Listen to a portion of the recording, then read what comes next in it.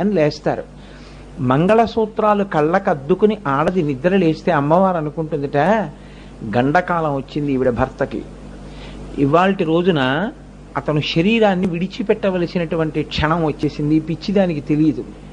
లేచి మంగళసూత్రాలు కళ్ళకద్దుకుని రేపు కూడా ఇలా ఉండాలని అనుకుంటోంది.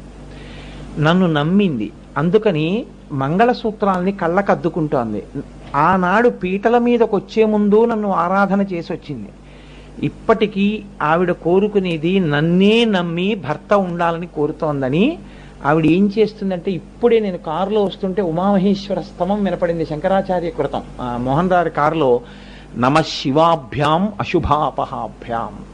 ఆ తల్లికున్న గొప్ప శక్తి ఏమిటంటే అమంగళాన్ని తీసేస్తుంది.